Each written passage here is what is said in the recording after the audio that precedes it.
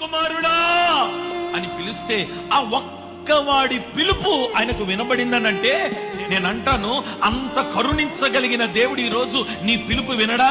నువ్వు ఒక్కడివి పిలిస్తే ఆయన నీ కొరకు ఆగడా? నా దేవుడు ఎవరో తెలుసా?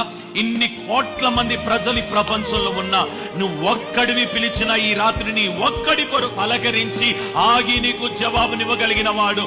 ఆయన పేరు నజరేయుడైన యేసు.